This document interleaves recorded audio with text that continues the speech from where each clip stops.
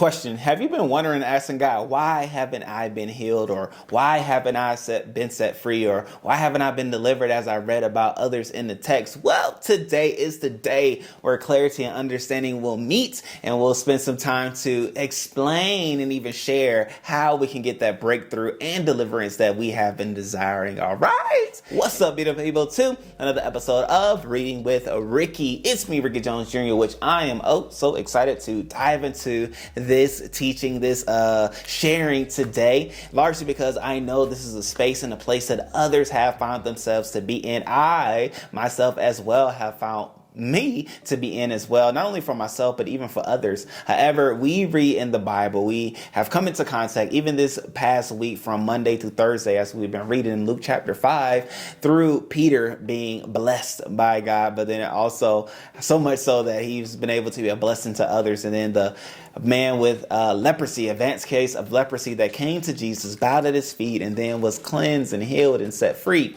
right? But then also we came in contact with the man that was paralyzed, and he had others that lowered him down in the midst and the front of Jesus, in the midst of the crowd. And so we may see those things. We may hear preachers or speakers talk about the healing power of God, but yet have yet to realize it for our very selves. And we may be wondering why is the case? What can I do? What should I do?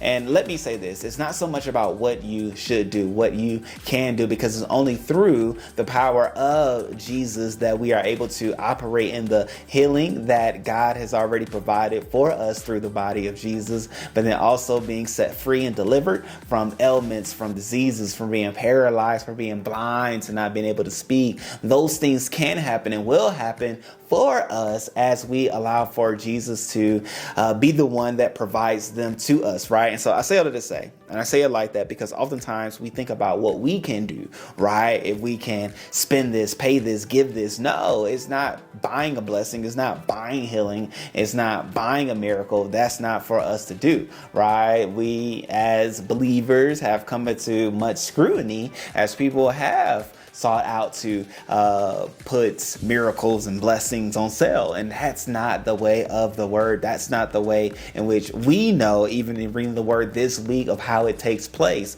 How does it take place then, Ricky? I want to get to that part. Okay. Here we are.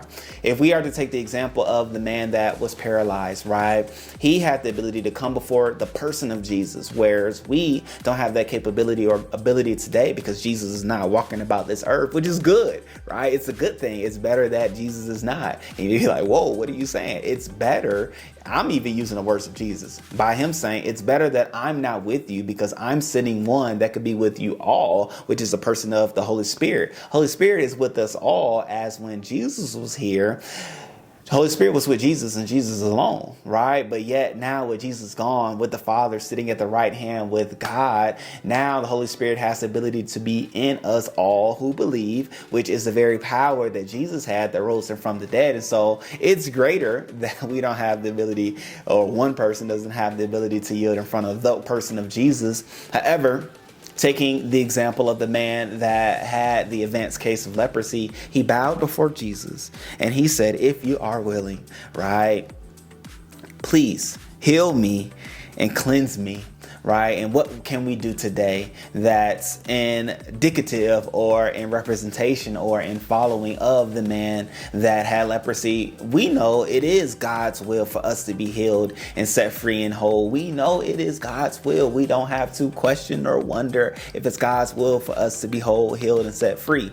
Why can we have that assurance? Because Jesus came for us to be and to have an abundant life, in whom the Son sets free is free indeed. And it's not just freedom to be able to go into heaven. No, it's freedom from sickness, of disease, of anything that is not like God or not like the kingdom of God. Jesus has come so that we may be set free of those things. And he wants us to be healed. By his stripes, we are healed. We were healed. It's a past tense action that still has future manifestation. And so that being said, what Jesus did on the cross, leading up to a cross, on the cross, dying in those things, yes, he died for us to have a right into heaven. He died for us to have the ability to go into heaven. But then he also died, took the beating, took the hits, had the stripes for us to be healed as well. So we know it is God's will to be healed and set free and delivered. But then as well, what did this man show us? He showed us the power of specific prayers, which we talked about as well during the Bible reading. However, in emphasizing that oftentimes we are very generic, we are very passive, can be, right? Were past tense because we weren't anymore. Can be very generic, very just passive in our prayers. We're just praying like, oh God, just make it a good day. Oh God, I pray that all is well. No, what does it mean for all to be well? What specifically can you ask God for? Because God is a specific God. God will meet our specific needs. God will meet the needs that we ask him for. God will bless us in the realm and the way in which we ask for the blessing with. But how specific are you in asking God for the things in which you are in need of? I myself am very specific, right? In the journal that I have, I say what desires that I have of God. And I say specifically desires, whether it's financial, whether it's influential, whether it's subscribers on YouTube, whatever those specific desires are, I am asking of them. Oftentimes, in other cases in the text, it says, God will give us the desires of our heart.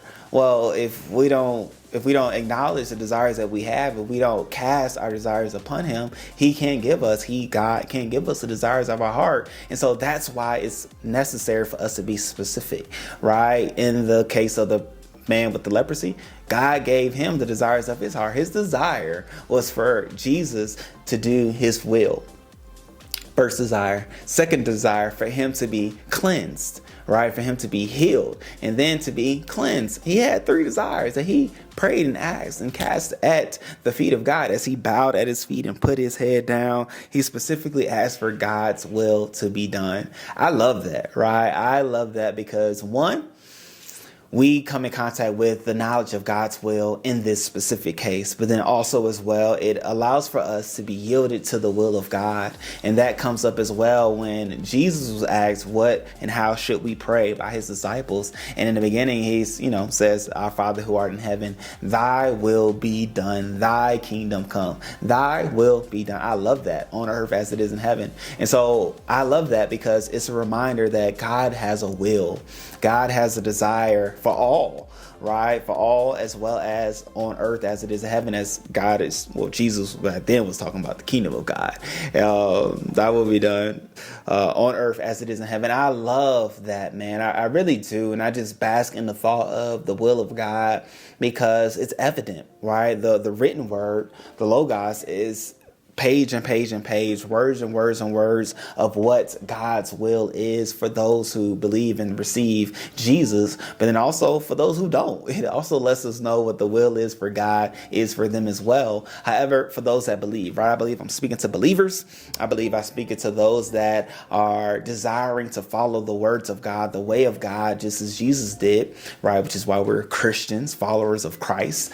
And so in that and with that, we should have a context of what the will of God is. However, in the midst of that, we're praying our desires. We're praying knowing God's will. And in the midst of that, we're praying with the desire to receive. We're praying knowing that if we speak his will, if we say our desires, that we'll receive what we say. And scripture upon scripture upon scripture, it lets us know that if we pray, right? If we pray and ask God, he will receive, or he will give to us what we ask for. And especially in many, many texts, it says, if you pray in the name of Jesus, that Jesus will give to us what we pray to the Father for, so that he, God, might be glorified. In the midst of glorifying God, how can we glorify God? We can glorify God just as that man did, in that we share with others. We talk about, we testify, we share, we document, right, the goodness of God and how God was good to us, how God truly gave us the desires of our heart, how God answered our specific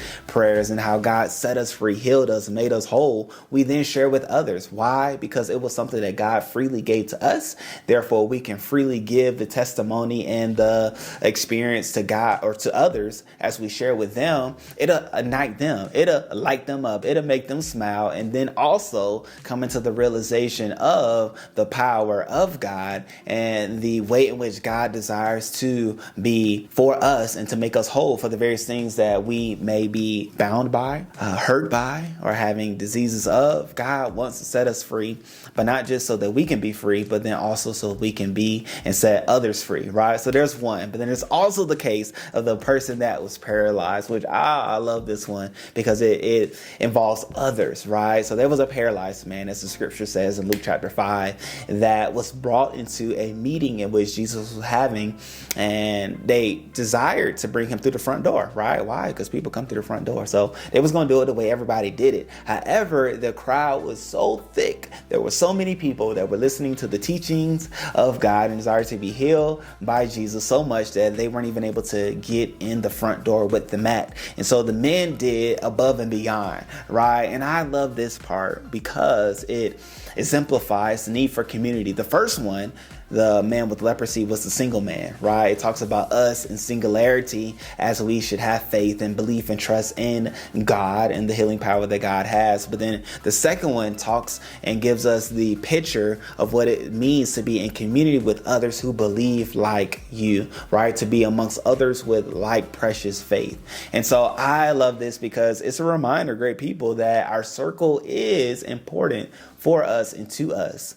Our circle is important for us and to us as they may catapult us or lead us into our breakthrough, our delivery, or what God has for us, or they can keep us back easily. The man, the paralyzed man could have said, hey, called up his homies, Jesus is in town. I need y'all to take me to Jesus, right? And so the way in which people get through into the space and the meeting was through the front door. They could have been like, oh man, front door is packed, bro. I'm gonna have to take you back. I'm gonna have to just leave you here. But he had friends that not only had faith in Jesus, right?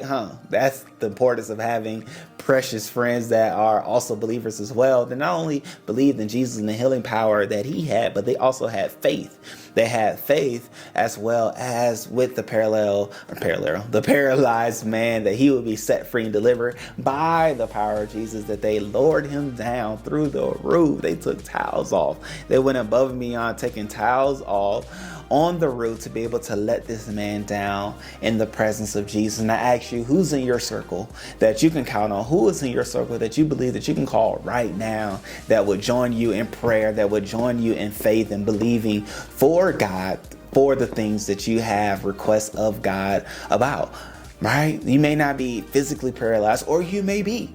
However, who can you call on? Right? Think of 3 people. Think of 4 people. Because I believe if they were holding him on the mat, it would require somebody on all 4 corners. Just in my mind, it's 4 people. It doesn't say how many men were with the paralyzed man. However, I just in my mind believe it's 4. So who are your 4? Who are your 4 people that you believe that you can call on, count on, and depend on to be in faith with you and to receive your breakthrough that God has for you? Who are your 4? I ask you right now, start to think, who are the 4 people? And I say that because that 4 is necessary. Those 3 are necessary. More than you is necessary, because there are going to be some times in life where you're going to need to call on somebody and need for them to answer your call, but then have faith in God with the thing that you are believing God for, and not suppress what you're believing, because easily they could have suppressed, no, man, you paralyzed and you've been paralyzed.